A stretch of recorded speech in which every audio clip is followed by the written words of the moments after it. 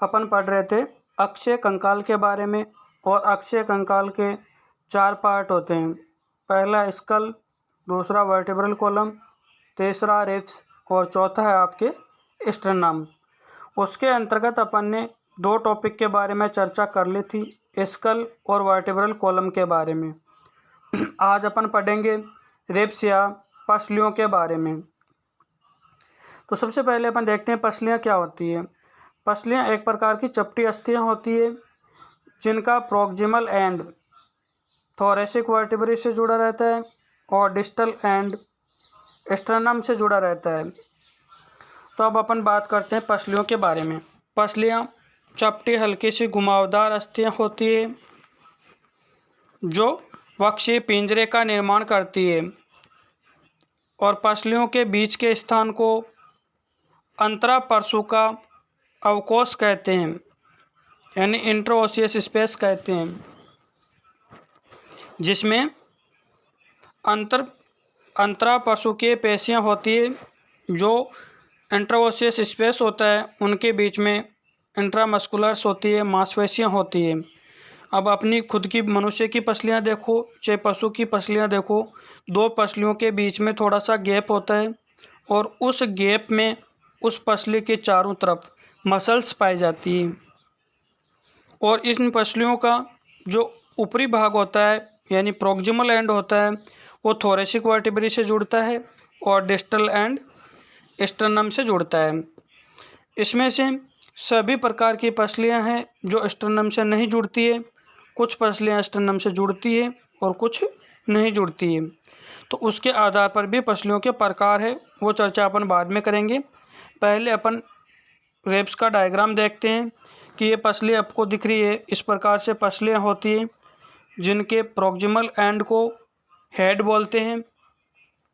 Head के नीचे का सकरा भाग नेक है और नेक के पास में आपको एक ट्यूबरकल दिख रहा है, उसको बोलते हैं आर्टिकुलर फासेट ऑन ट्यूबरकल, यानी ये हिस्सा है अस्थि का जो थोरैसिक वर्टिब्रे से जुड़ेगा और थोरैसिक वर्टिब्रे से जुड़ के वहाँ पे थोड़ा बहुत मूवमेंट करेगा। इसके नीचे है ये है आपके ग्रूव और नीचे की तरफ है कॉर्डल बॉर्डर और ऊपर की तरफ है क्रेनियल बॉर्डर। ऊपरी भाग प्रॉक्सिमल एंड हो गया और निचला भाग डिस्टल एंड हो गया।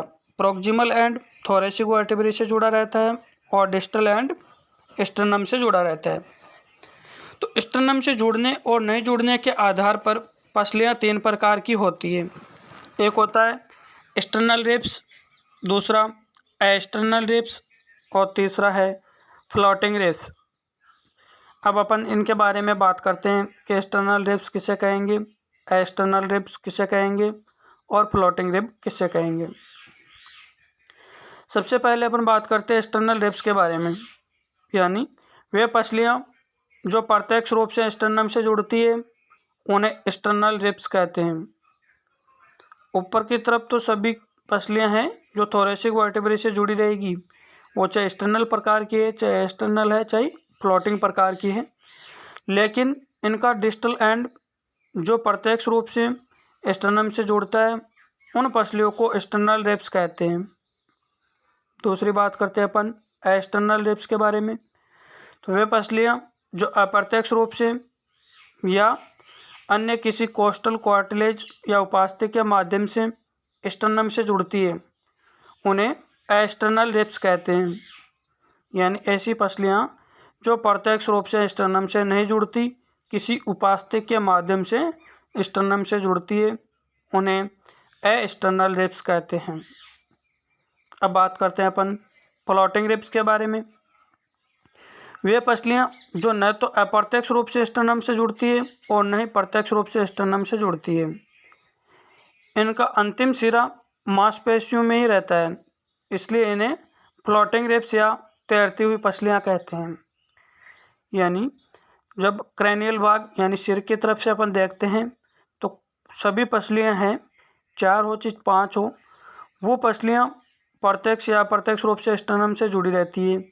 लेकिन अंतिम जो पसलियाँ होती है जो पीछे के हिस्से की तरफ होती है वो पसलियाँ ऊपर की तरफ तो थोरैसिक वर्टिब्रे से जुड़ी रहती है, लेकिन निचला भाग या डिस्टल एंड है वो प्रत्यक्ष या अप्रत्यक्ष किसी भी रूप से स्टर्नम से नहीं जुड़ता है, वो ऐसे ही तैरती रहती है, वहाँ पे फ्लोटिंग करती रहती है। वो पशु के आमाशय की साइज पर निर्भर करता है। अगर मान लो कि पशु आहार खाया हुआ है तो उस पसलियाँ हैं वो फैल जाएगी या चौड़ जाएगी, और अगर पशु भूखा है तो वो पसलियाँ वापस अपनी नॉर्मल स्थिति में आ जाएगी और पशु के पिंजरे का निर्माण करती है। अब अपन बात करते हैं कि पसलियों की संख्या किस पशु में कितनी होती है। मैंने बताया था आपको कि जितनी थोरेसिक वर्टिब्री होगी उसकी 2 गुना पसलियाँ होगी। तो अपन गाय में बात करते हैं सबसे पहले। तो गोवंश में 13 जोड़ी पसलियाँ पाई जाती है, जिनमें से प्रथम 8 जोड़ी एक्सटर्नल रिब्स होती है, 8 जोड़ी एक्सटर्नल, 3 से 4 जोड़ी एक्सटर्नल, और अंतिम 1 या 2 जोड़ी है जो फ्लोटिंग रिब्स के रूप में होती है। गाय में 13 जोड़ी पसलियाँ पाई जाती है, जिसमें से 8 जोड़ी एक्सटर्नल होती है, 3 या 4 जोड़ी एक्सटर्नल होती है, और 1 या 2 जोड़ी पसलियाँ फ्लोटिंग रिब्स के रूप में उपस्थित होती है। इसमें से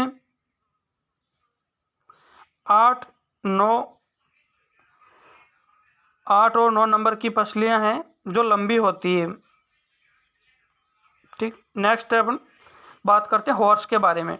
तो घोड़े में 18 जोड़ी पसलियाँ होती है, संख्या की बात करें तो 36 होती है, जिनमें से 8 जोड़ी एक्सटर्नल, 9 जोड़ी एक्सटर्नल, और 1 से 2 जोड़ी फ्लोटिंग रिब्स के रूप में उपस्थित होती है। नेक्स्ट बात करते हैं कुत्ते की। तो कुत्ते में 13 जोड़ी पसलियाँ पाई जाती है, संख्या की बात करें तो 26 है। इन 13 जोड़ी पसलियों में से 9 जोड़ी एक्सटर्नल रिब्स होती है, 3 जोड़ी एक्सटर्नल रिब्स होती है, और अंतिम जोड़ा फ्लोटिंग रिब्स के रूप में उपस्थित होता है। नेक्स्ट अपने पिग के बारे में। पिग में या तो 14 जोड़ी पसलियाँ होगी या 15 जोड़ी पसलियाँ होगी। 14 भी हो सकती है और 15 भी हो सकती है, जिनमें से 7 जोड़ी एक्सटर्नल रिब्स होती है, 6 या 7 जोड़ी एक्सटर्नल रिब्स होती है, और अंतिम जोड़ा फ्लोटिंग रिब्स के रूप में उपस्थित होता है।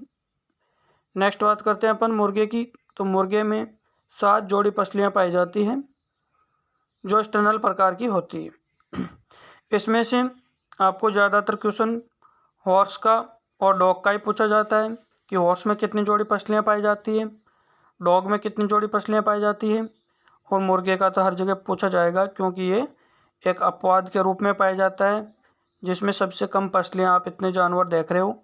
इसमें से सबसे कम पसलियाँ हैं जो मुर्गे की है, केवल 7 जोड़ी पसलियाँ मुर्गे में पाई जाती है। तो ये आपके रेप्स का जो टॉपिक था वो कंप्लीट हो जाता है। नेक्स्ट क्लास के अंतर्गत अपन स्टर्नम के बारे में चर्चा करेंगे।